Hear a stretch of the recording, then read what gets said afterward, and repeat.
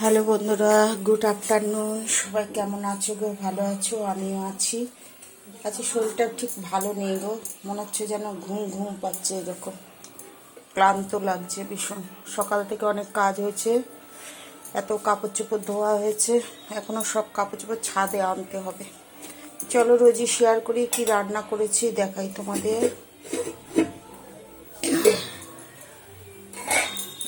হয়েছে এখানে ছিলকাওয়ালা মসুর ডাল। এই ছিলকাওয়ালা মসুর ডাল, ডালটা খেতে খুব ভালো হয়। এতে পেঁয়াজ রসুন দিয়ে ছোক লাগাতে হয়। হয়েছে এখানে আমলা দিয়ে ধনেপাতার চাটনি। এই যে আমরা ধনেপাতার চাটনিটা ভাজি না, কাঁচাই খাই, বেশি ভালো লাগে। আর করা হয়েছে এখানে আলু সিদ্ধ। আজকে কারোর শরীরটা ঠিক ভালো নেই আজকে।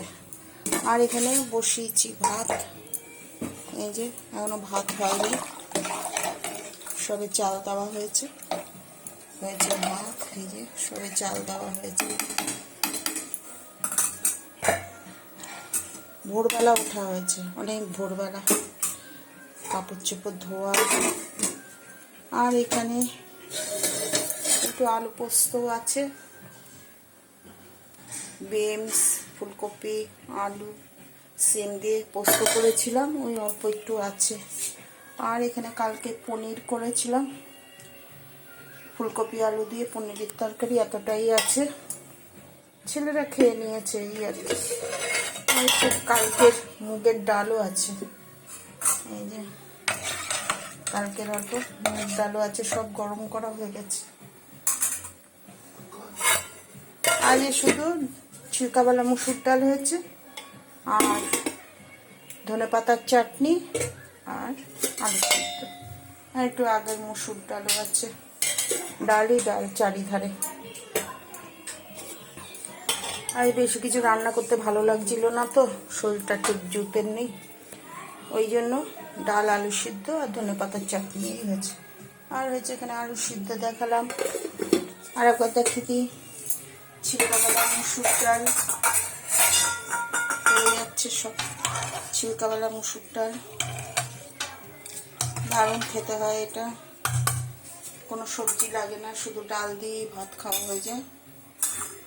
আর তার সাথে যখন হয়েছে ধনেপাতার চাটনি, আওলা দিয়ে লঙ্কা রসুন দিয়ে পেস্ট করা হয়েছে। এখানে আলু সিদ্ধ করা হয়েছে। ঠিক আছে বন্ধুরা, ছোট করে ভিডিওটা বানালাম। সবাই ভালো থেকো, সুস্থ থেকো। আর ভাত বসিয়েছি, এখন ভাত হয়নি, সবে চাল দিয়েছি। ভালো থেকো, সুস্থ থেকো। Good afternoon. গুড আফটারনুন বন্ধুরা। তোমরা সবাই আজকে সবাই ক্লান্ত, কালকে শিবরাত্রি গেছে, উপোস।